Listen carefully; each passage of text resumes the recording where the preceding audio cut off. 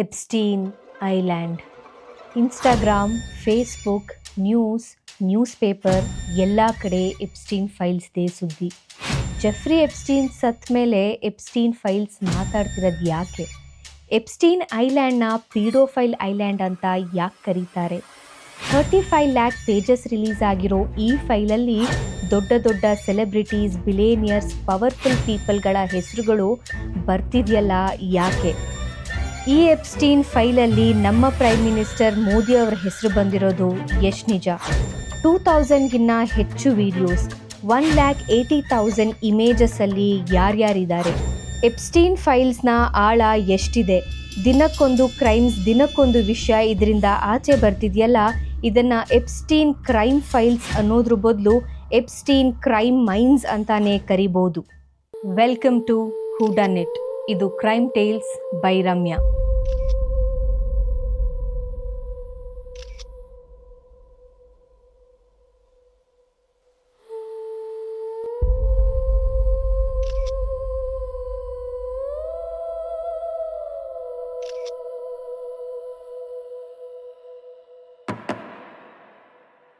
Jeffrey Epstein ನ್ಯೂಯಾರ್ಕ್ನ ಒಂದು middle class ಫ್ಯಾಮಿಲಿಲಿ ಹುಟ್ಟಿ 77 ಏಕರ್ಸ್ ಆಫ್ ಪ್ರೈವೇಟ್ ಐಲ್ಯಾಂಡ್ಗೆ ಓನರ್ ಆಗಿ ಒಂದು ಪ್ರೈವೇಟ್ ಜೆಟ್ನ ಇಟ್ಕೊಂಡು ವರ್ಲ್ಡ್ನ ಈಲೈಟ್ ಪೀಪಲ್ ಜೊತೆ ಒಳ್ಳೆ ಫ್ರೆಂಡ್ಶಿಪ್ ಮೇಂಟೈನ್ ಮಾಡಿಕೊಂಡು ಲಕ್ಸುರಿಯಸ್ ಆಗಿ ಬದುಕ್ತಿದ್ದ ಒಬ್ಬ common man with no strong background. ಕೆಲವೇ ವರ್ಷಗಳಲ್ಲಿ ಇಷ್ಟೊಂದು ರಿಚ್ ಆಗಿ, ಇಷ್ಟೊಂದು ಫೇಮಸ್ ಆಗಿ, ಕೆಲವೊಂದು ರಾಯಲ್ ಫ್ಯಾಮಿಲಿ ಮೆಂಬರ್ಸ್ಗೆ ಫೇವ್ರೆಟ್ ಆ್ಯಂಡ್ ಇಂಪಾರ್ಟೆಂಟ್ ಪರ್ಸನ್ ಆಗಿದ್ದು ಹೇಗೆ? ಇಷ್ಟೆಲ್ಲ ದೊಡ್ಡ ನೆಟ್ವರ್ಕ್ ಇದ್ರೂ, ಇಷ್ಟೆಲ್ಲ ದೊಡ್ಡ ದೊಡ್ಡ ವ್ಯಕ್ತಿಗಳ ಜೊತೆ ಕಾಂಟ್ಯಾಕ್ಟ್ ಇದ್ರೂ ಮನ್ಹಟನ್ ಜೈಲ್ನಲ್ಲಿ ಸೂಸೈಡ್ ಮಾಡಿಕೊಂಡು ಸತ್ತೋದ್ನ ಜೆಫ್ರಿ ಎಪ್ಸ್ಟೀನ್. ಇದು ನಿಜವಾಗ್ಲೂ ಸೂಸೈಡೇನಾ? ಅವನ ಪ್ರೈವೇಟ್ ಐಲ್ಯಾಂಡ್, ಅವನ ಪ್ರೈವೇಟ್ ಜೆಟ್, ಮೈನರ್ಸ್ನ ಇಟ್ಕೊಂಡು ಅವ್ನು ಮಾಡ್ತಿದ್ದಂಥ ಬಿಸ್ನೆಸ್ ಆದರೂ ಏನು? ಎಪ್ಸ್ಟೀನ್ ಫೈಲ್ಸ್ ಇವತ್ತು ಆಚೆ ಇರ್ತಿರೋದು ಈಲೈಟ್ ಪೀಪಲ್ನ ನಿಜವಾದ ಮುಖನ. ನಾವು ತುಂಬ ಕಡೆ ಕೇಳಿರ್ತೀವಿ, ನೇಮ್ ಆ್ಯಂಡ್ ಫೇಮ್ ಅನ್ನೋದು ಹೈ ಲೆವೆಲ್ ಆಫ್ ಸ್ಯಾಟಿಸ್ಫ್ಯಾಕ್ಷನ್. ಆದರೆ ಇದನ್ನು ಆಲ್ರೆಡಿ ಅಟೈನ್ ಮಾಡಿರೋರಿಗೆ ಅದಕ್ಕಿಂತ ಬೇರೆ ಏನೋ ಬೇಕು, ಇನ್ನೂ ಜಾಸ್ತಿ ಏನಾದರೂ ಎಕ್ಸ್ಪ್ಲೋರ್ ಮಾಡಬೇಕು ಅನ್ನೋ ವಿಚಿತ್ರ ಆಸೆಗಳಿರುತ್ತೆ. ಜೆಫ್ರಿ ಎಪ್ಸ್ಟೀನ್ ಇದನ್ನು ಎನ್ಕ್ಯಾಶ್ ಮಾಡಿಕೊಂಡು ಈ ಈಲೈಟ್ ಪೀಪಲ್ನ ತನ್ನ ಪ್ರೈವೇಟ್ ಐಲ್ಯಾಂಡ್ಗೆ ತನ್ನ ಪ್ರೈವೇಟ್ ಜೆಟ್ನಲ್ಲಿ ಪಾರ್ಟಿ ಅನ್ನೋ ಹೆಸರಿನಲ್ಲಿ ಕರೆಸ್ಕೊಳ್ತಿದ್ದ. ಇಲ್ಲಿ ಬಂದವ್ರಿಗೆ ಅವನು ಆಫರ್ ಮಾಡ್ತಿದ್ದಿದ್ದು ಮೈನರ್ಸ್ನ, ಈಗ ತಾನೇ ಟೀನೇಜ್ಗೆ ಕಾಲಿಡ್ತಿರೋಂಥ ಯಂಗ್ಸ್ಟರ್ಸ್ನ. ಯಾವ ಥರ ಅನ್ಯಾಯ ಆದ್ರೂ ಎಲ್ಲೂ ಹೇಳ್ಕೊಳ್ದೆ ಸೈಲೆಂಟಾಗಿದ್ಬಿಡೋ ಅಂಥ ಹೆಲ್ಪ್ಲೆಸ್ ಪೀಪಲ್ನ. ಮೋಜು ಮಸ್ತಿ ಪಾರ್ಟಿ ಮಾಡಿ ಅಭ್ಯಾಸ ಆಗಿದ್ದಂಥ ಈ ಈಲೈಟ್ ಪೀಪಲ್ಸ್ಗೆ ಇದೊಂಥರ ಸೈಕೋ ಖುಷಿನ ಕೊಡ್ತಾ ಹೋಗುತ್ತೆ. 2005 14 ಇಯರ್ಸ್ ಮೈನರ್ ಹುಡುಗಿನ ಈ ಜೆಫ್ರಿ ಎಪ್ಸ್ಟೀನ್ ತನ್ನ ಪಾಮ್ ಬೀಚ್ ಮ್ಯಾನ್ಷನ್ಗೆ ಮಸಾಜ್ ಮಾಡೋದಕ್ಕೆ ಅಂತ ಕರೆಸ್ಕೊಂಡು ಮಿಸ್ಯೂಸ್ ಮಾಡಿಕೊಂಡ ಅಂತ ಆ ಹುಡುಗಿ ಪೇರೆಂಟ್ಸ್ ಫ್ಲೋರಿಡಾದ ಒಂದು ಪೊಲೀಸ್ ಸ್ಟೇಷನ್ಗೆ ಕಂಪ್ಲೇಂಟ್ ಕೊಡ್ತಾರೆ.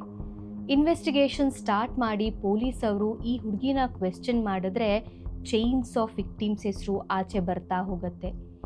ಎಲ್ಲ ವಿಕ್ಟಿಮ್ಸು ಕೂಡ ಈ ಹುಡುಗಿ ಓದ್ತಿದ್ದ ಕಾಲೇಜ್ನ ಸೀನಿಯರ್ಸ್ ಹಾಗೂ ಜೂನಿಯರ್ಸೇ ಆಗಿರ್ತಾರೆ. ಹೇಗಾದರೂ ಮಾಡಿ ಈ ಜೆಫ್ರಿ ಎಪ್ಸ್ಟೀನ್ ಮಾಡ್ತಿದ್ದ ಅನ್ಯಾಯಕ್ಕೆಲ್ಲ ಫುಲ್ ಸ್ಟಾಪ್ ಇಡಬೇಕು ಅಂತ ಆಗಿನ FBI ಏಜೆಂಟ್ ಒಬ್ಬರು ಎಲ್ಲ ವಿಕ್ಟಿಮ್ಸಿಂದ ಕಂಪ್ಲೇಂಟ್ಸ್ನ ಕಲೆಕ್ಟ್ ಮಾಡಿಕೊಂಡು ಇದಕ್ಕೆ ರಿಲೇಟೆಡ್ ಪ್ರೂಫ್ನೆಲ್ಲ ಕಲೆಕ್ಟ್ ಮಾಡಿ 2008ನಲ್ಲಿ ಮೈನರ್ಸ್ ಟ್ರಾಫಿಕಿಂಗ್ ಕ್ರೈಮ್ ಮೇಲೆ ಜೆಫ್ರಿ ಎಪ್ಸ್ಟೀನ್ನ ಜೈಲಿಗೆ ಹಾಕಿಸ್ತಾರೆ. ಈ FBI ಏಜೆಂಟ್ ಮೇಲೆ ತುಂಬಾ ಪ್ರೆಷರ್ ಬರೋದಕ್ಕೆ ಶುರು ಆಗುತ್ತೆ. ಅಷ್ಟೇ ಅಲ್ಲದೆ ಅವ್ರು ಸೀನಿಯರ್ ಆಗಿದ್ದ Florida southern district US attorney ಒಬ್ಬರು ಜೆಫ್ರಿ ಎಪ್ಸ್ಟೀನ್ಗೋಸ್ಕರ ಒಂದು ಪ್ಲೀ ಡೀಲ್ನ ಮಾಡಿಕೊಡ್ತಾರೆ. ಅದೇ ಸ್ವೀಟ್ ಹಾರ್ಟ್ ಡೀಲ್. ಇದ್ರ ಪ್ರಕಾರ ಜೆಫ್ರಿ ಎಪ್ಸ್ಟೀನ್ ಬರೀ 13 ತಿಂಗಳು ಜೈಲಿಗೆ ಹೋಗ್ತಾರೆ. ಅದು ಕೂಡ ಅವರು ಜೈಲಿಗೆ ಹೋದಂಗೆನೇ ಇರೋದಿಲ್ಲ. ಯಾಕೆ ಅಂದರೆ ವಾರದಲ್ಲಿ 6 ದಿನ ಕೆಲಸದ ಮೇಲೆ ಆಚೆ ಹೋಗಿ ಕೆಲಸ ಮುಗಿಸ್ಕೊಂಡು ನೈಟ್ ಮಾತ್ರ ಬಂದು ಆ ಜೈಲಿನಲ್ಲಿ ಮಲ್ಕೊಳ್ಳೋ ಹಾಗಿರುತ್ತೆ ಈ sweet heart deal. July 2019 Virginia Jeffrey ಅನ್ನೋ ಒಬ್ಬರು ಅಡ್ವೊಕೇಟ್ ತಾವು ಮೈನರ್ ಆಗಿದ್ದಾಗ ಜೆಫ್ರಿ ಎಪ್ಸ್ಟೀನ್ಗೆ ವಿಕ್ಟಿಮ್ ಆಗಿದ್ದೆ ಅಂತ ಪಬ್ಲಿಕ್ಕಲ್ಲಿ ಅನೌನ್ಸ್ ಮಾಡ್ತಾರೆ. ಇದರಿಂದ ತುಂಬ ಜನ ಹೆಣ್ಮಕ್ಳು ಕೂಡ ತಾವು ಮೈನರ್ ಆಗಿದ್ದಾಗ ಈ ಜೆಫ್ರಿ ಎಪ್ಸ್ಟೀನ್ನ ವಿಕ್ಟಿಮ್ ಆಗಿದ್ವಿ ಅಂತ ಧೈರ್ಯವಾಗಿ ಮೀಡಿಯಾ ಮುಂದೆ ಬರ್ತಾರೆ. ಇವರೆಲ್ಲರ ಬ್ಯಾಕ್ ಬೋನ್ ಆಗಿ ನಿಂತಂಥ ಅಮೆರಿಕಾದ ಅಟಾರ್ನಿ ಒಬ್ಬರು ಎಲ್ಲ ರಿಲೇಟೇಬಲ್ ಪ್ರೂಫ್ನ ಕಲೆಕ್ಟ್ ಮಾಡ್ಕೊಳ್ತಾರೆ. FBI ಕೇಸ್ನ ರಿಜಿಸ್ಟರ್ ಮಾಡಿಕೊಂಡು federal charges of minors trafficking ಅನ್ನೋ ಕ್ರೈಮ್ ಮೇಲೆ ಜುಲೈ 6, 2019 ಈ ಜೆಫ್ರಿ ಎಪ್ಸ್ಟೀನ್ನ ಅರೆಸ್ಟ್ ಮಾಡಿ ಮನ್ಹಟನ್ ಜೈಲ್ಗೆ ಕಳಿಸ್ತಾರೆ. ಆದರೆ ಆಗಸ್ಟ್ 10, 2019 ಅಂದರೆ ಅರೆಸ್ಟ್ ಆಗಿ ಆಲ್ಮೋಸ್ಟ್ 1 ಮಂತ್ಗೆ ಈ ಜೆಫ್ರಿ ಎಪ್ಸ್ಟೀನ್ ಸೂಸೈಡ್ ಮಾಡಿಕೊಂಡು ಸತ್ತು ಹೋಗ್ತಾರೆ. ಅಷ್ಟೆಲ್ಲ ದೊಡ್ಡ ದೊಡ್ಡ ನೆಟ್ವರ್ಕ್ ಇದ್ರೂ, ದೊಡ್ಡ ದೊಡ್ಡ ಕಾಂಟ್ಯಾಕ್ಟ್ಸ್ ಇದ್ರೂ, ಆಲ್ರೆಡಿ ಸ್ವೀಟ್ ಹಾರ್ಟ್ ಡೀಲ್ನ ಅಡ್ವಾಂಟೇಜ್ ತೊಗೊಂಡಿದ್ರೂ ಈ ಸತಿ ನಿಜವಾಗ್ಲೂ ಸೂಸೈಡ್ ಮಾಡಿಕೊಂಡು ಸತ್ತು ಹೋದ್ರ? ಇದೊಂದು ಪ್ಲ್ಯಾಂಡ್ ಮರ್ಡರ್ ಅಂತ ಪಬ್ಲಿಕ್ಕಲ್ಲಿ ಕಾಂಟ್ರವರ್ಸಿ ಕೂಡ ಶುರು ಆಗತ್ತೆ. ಯಾಕೆ ಅಂದರೆ ಮನ್ಹಟನ್ ಜೈಲ್ ಅನ್ನೋದು ಒಂದು ಸೆಕ್ಯೂರ್ಡ್ ಜೈಲ್. ಅಷ್ಟೇ ಅಲ್ಲದೆ ಜೆಫ್ರಿ ಎಪ್ಸ್ಟೀನ್ ಉಳ್ಕೊಂಡಿದ್ದಂಥ ಆ ಸೆಲ್ನಲ್ಲಿ ಕ್ಯಾಮ್ರಾಸ್ ಕೂಡ ಫಿಕ್ಸ್ ಮಾಡಿರ್ತಾರೆ.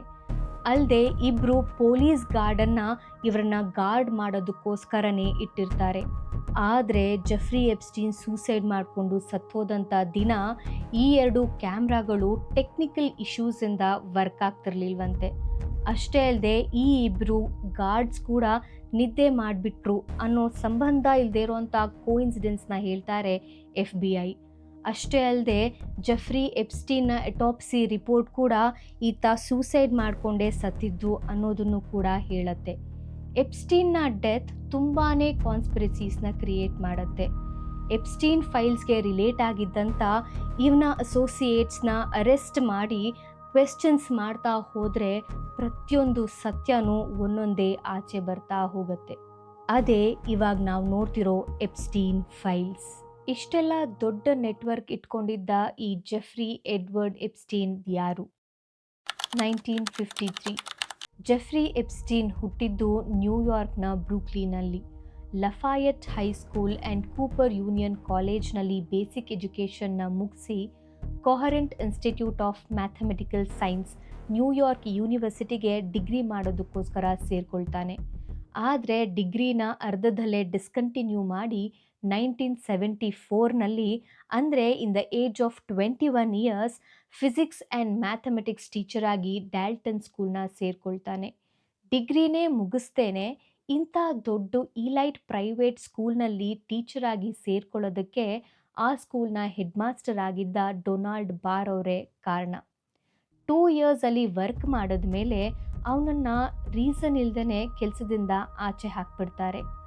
ಮ್ಯಾಥ್ಸ್ ಆ್ಯಂಡ್ ಫಿನಾನ್ಸಲ್ಲಿ ಜೀನಿಯಸ್ ಆಗಿದ್ದಂಥ Jeffrey Epstein next Bear Stearns ಅನ್ನೋ ಒಂದು ಇನ್ವೆಸ್ಟ್ಮೆಂಟ್ ಫರ್ಮ್ನ ಸೇರಿಕೊಳ್ತಾನೆ. ಇಲ್ಲಿ ಬರೀ 4 years ವರ್ಕ್ ಮಾಡಿ ಆ ಇನ್ವೆಸ್ಟ್ಮೆಂಟ್ ಫರ್ಮ್ಗೆ ಪಾರ್ಟ್ನರ್ ಕೂಡ ಆಗ್ತಾನೆ. ಇಲ್ಲೇ ಅವನಿಗೆ ಮನಿ ಮೇಕಿಂಗ್ ಐಡಿಯಾ ತುಂಬಾ ಜಾಸ್ತಿ ಆಗೋದು. ಅವನದೇ ಒಂದು ಓನ್ ಫರ್ಮ್ನ ಶುರು ಮಾಡೋದಕ್ಕೆ ಜೆ ಎಪ್ಸ್ಟೀನ್ ಆ್ಯಂಡ್ ಕೋ ಅನ್ನೋ ಒಂದು ಕಂಪ್ನಿನ ಕೂಡ ಶುರು ಮಾಡ್ಕೊಳ್ತಾನೆ. ಇಲ್ಲಿಗೆ ಮನಿ ಫ್ಲೋ ಈಸಿ ಆಗಬೇಕು ಅನ್ನೋ ಕಾರಣಕ್ಕೆ ಈ ಕಂಪ್ನಿ ಹೆಸರನ್ನ ಫಿನಾನ್ಷಿಯಲ್ ಟ್ರಸ್ಟ್ ಕಂಪ್ನಿ ಅಂತ ಕೂಡ ಚೇಂಜ್ ಮಾಡಿರ್ತಾನೆ. ಬೀರ್ ಸ್ಟೀರೆನ್ಸಲ್ಲಿ ವರ್ಕ್ ಮಾಡಬೇಕಾದ್ರೆ ಇವನಿಗೆ ಒಂದು ದೊಡ್ಡ ಬಿಸ್ನೆಸ್ ಪರ್ಸನ್ನ ಭೇಟಿಯಾಗಿರುತ್ತೆ. ಅವರೇ ಲೆಸ್ ವೆಕ್ಸ್ನರ್. ಇವನು ತನ್ನ ಫರ್ಮ್ನ ಓಪನ್ ಮಾಡಿದ್ಮೇಲೆ ಇವನ ಫಸ್ಟ್ ಕ್ಲೈಂಟ್ ಲೆಸ್ ವೆಕ್ಸ್ನರ್ ಅವರೇ ಆಗಿರ್ತಾರೆ. ಅವರ ಬಿಸ್ನೆಸ್ ರಿಲೇಟೆಡ್ ಮನಿ ಇಶ್ಯೂನ ಸಾಲ್ವ್ ಮಾಡಿಕೊಟ್ಟಿದ್ರಿಂದ ಇವರಿಬ್ಬರ ಮಧ್ಯೆ ರಿಲೇಷನ್ಶಿಪ್ ತುಂಬಾ ಸ್ಟ್ರಾಂಗ್ ಆಗಿರುತ್ತೆ. ಲೆಸ್ ವೆಕ್ಸ್ನರ್ ಅವರು ಜೆಫ್ರಿಯಿಂದ ಎಷ್ಟು ಇನ್ಸ್ಪೈರ್ ಆಗಿರ್ತಾರೆ ಅಂದರೆ ಅವರ ಪರ್ಸ್ನಲ್ ಫಿನಾನ್ಸಸ್ನ ಎಲ್ಲ ಮೇಂಟೈನ್ ಮಾಡೋದಕ್ಕೆ ಜೆಫ್ರಿ ಎಪ್ಸ್ಟೀನ್ಗೆ ಹ್ಯಾಂಡ್ ಓವರ್ ಮಾಡಿರ್ತಾರೆ. ಪಾಮ್ ಬೀಚ್ನಲ್ಲಿ 9 stories ಮ್ಯಾನ್ಷನ್ನ ಈ ಲೆಸ್ ವೆಕ್ಸ್ನರ್ ಅವರೇನೆ ಜೆಫ್ರಿ ಎಪ್ಸ್ಟೀನ್ಗೆ ಡೊನೇಟ್ ಮಾಡಿದ್ದಾರೆ ಅನ್ನೋ ರೂಮರ್ ಕೂಡ ಜಾಸ್ತಿ ಇಂಟರ್ನೆಟ್ಟಲ್ಲಿ ಹರಿದಾಡ್ತಿದೆ. ಇನಿಷಿಯಲಿ ಈ ಮ್ಯಾನ್ಷನ್ನೇ ಜೆಫ್ರಿ ಎಪ್ಸ್ಟೀನ್ನ ಸೆಕ್ಸ್ ಟ್ರಾಫಿಕಿಂಗ್ ಹಬ್ ಆಗಿದ್ದಿತ್ತು. 2005ನಲ್ಲಿ ಜೆಫ್ರಿ ಎಪ್ಸ್ಟೀನ್ ಜೈಲ್ಗೆ ಹೋಗಿ ಬಂದಮೇಲೆ ತನ್ನ ಎಲ್ಲ ಇಲ್ಲೀಗಲ್ ಆ್ಯಕ್ಟಿವಿಟೀಸ್ ಮಾಡೋದಕ್ಕೆ ಅವನು ಯೂಸ್ ಮಾಡಿಕೊಂಡಿದ್ದು ಎಪ್ಸ್ಟೀನ್ ಐಲ್ಯಾಂಡ್ನ. ಆ್ಯಂಡ್ ಅಲ್ಲಿಗೆ ಹೋಗಿ ಬರೋದಕ್ಕೆ ಒಂದು ಪ್ರೈವೇಟ್ ಜೆಟ್ನ ಕೂಡ ಪರ್ಚೇಸ್ ಮಾಡಿರ್ತಾನೆ. ಆ ಜೆಟ್ನ ಹೆಸರನ್ನು ಲೋಲಿಟಾ ಎಕ್ಸ್ಪ್ರೆಸ್ ಅಂತ ಕೂಡ ಇಟ್ಟಿರ್ತಾನೆ. ಹೈ ಪ್ರೊಫೈಲ್ ಕ್ಲೈಂಟ್ಸನ್ನು ಮತ್ತು ಈ ಮೈನರ್ಸ್ನ ಅಲ್ಲಿಗೆ ಕರ್ಕೊಂಡು ಹೋಗಿ ಬರೋದಕ್ಕೆ ಈ ಪ್ರೈವೇಟ್ ಜೆಟ್ನ ಯೂಸ್ ಮಾಡ್ತಿರ್ತಾನೆ. ಜೆಫ್ರಿ ಎಪ್ಸ್ಟೀನ್ ಪರ್ಚೇಸ್ ಮಾಡಿದ್ದು 2 ಐಲ್ಯಾಂಡ್ನ, Little Saint James and Great Saint James. ಆದರೆ ಈ ಐಲ್ಯಾಂಡ್ಸ್ ಎಪ್ಸ್ಟೀನ್ ಐಲ್ಯಾಂಡ್ಸ್ ಅಂತಾನೆ ಫೇಮಸ್. ಮೈನರ್ಸ್ಗೆ ಅಟ್ರ್ಯಾಕ್ಟ್ ಆಗುವಂಥ ಪರ್ಸನ್ನ ಪೀಡೋಫೈಲ್ ಅಂತ ಕರೀತಾರೆ. ಆ್ಯಂಡ್ ಈ ಐಲ್ಯಾಂಡಲ್ಲಿ ಮೈನರ್ಸ್ನ ಯೂಸ್ ಮಾಡ್ಕೊಳ್ತಿದ್ದರಿಂದ ಈ ಐಲ್ಯಾಂಡ್ನ ಪೀಡೋಫೈಲ್ ಐಲ್ಯಾಂಡ್ ಅಂತಾನೆ ಕರೀತಿದ್ರು. ಈ ಐಲ್ಯಾಂಡ್ ಒಂದು ಲಕ್ಸುರಿ ರಿಟ್ರೀಟ್ನ ಪ್ರೊವೈಡ್ ಮಾಡುವಂಥ ಜಾಗ ಆಗಿರುತ್ತೆ. ಇಲ್ಲಿಗೆ ಬರ್ತಿದ್ದ ಈಲೈಟ್ ಪೀಪಲ್ನ ಹೆಸರು, ಫೋಟೋಸ್, ಫ್ಲೈಟ್ ಲಾಗ್ಸ್ ಅಷ್ಟೇ ಅಲ್ಲದೆ ಅವ್ರು ಕಳಿಸ್ತಿದ್ದಂಥ ಮೇಲ್ಸ್ ಎಲ್ಲನೂ ಜೆಫ್ರಿ ಎಪ್ಸ್ಟೀನ್ ಡಾಕ್ಯುಮೆಂಟ್ ಮಾಡಿ ಇಡ್ತಿರ್ತಾನೆ, maybe for his own benefit. Surprising ಅಂದರೆ ಇವನ ಹತ್ರ ಎಷ್ಟೋ ಜನ ಸೆಲೆಬ್ರಿಟೀಸ್, ಎಷ್ಟೋ ಜನ ಹೈ ಪ್ರೊಫೈಲ್ ಕ್ಲೈಂಟ್ಸ್ ಅಪಾಯಿಂಟ್ಮೆಂಟ್ ತೊಗೊಂಡು ಈ ಐಲ್ಯಾಂಡ್ಗೆ ವಿಸಿಟ್ ಮಾಡ್ತಿದ್ರು. ಆ್ಯಂಡ್ ಅವರೆಲ್ಲ ಕೂಡ ಜೆಫ್ರಿ ಎಪ್ಸ್ಟೀನ್ ಪ್ರೈವೇಟ್ ಜೆಟ್ನಲ್ಲೇ ಇಲ್ಲಿಗೆ ಬಂದು ಹೋಗ್ತಿದ್ದಿದ್ದು. ಎಪ್ಸ್ಟೀನ್ ಫೈಲ್ಸಲ್ಲಿ ರಿಲೀಸ್ ಆಗಿರೋ ಎಷ್ಟೋ ಫೋಟೋಸಲ್ಲಿ ನಾವು ನೋಡ್ಬೋದು, ಫೋಟೋಸ್ ತೆಗಿತಿರೋದು ಈ ಈಲೈಟ್ ಪೀಪಲ್ಗೆ ಗೊತ್ತಿರುತ್ತೆ, ಆದರೂ ಕೂಡ ಫೋಟೋಸ್ಗಳನ್ನ ತೆಗೆಸ್ಕೊಂಡಿರ್ತಾರೆ.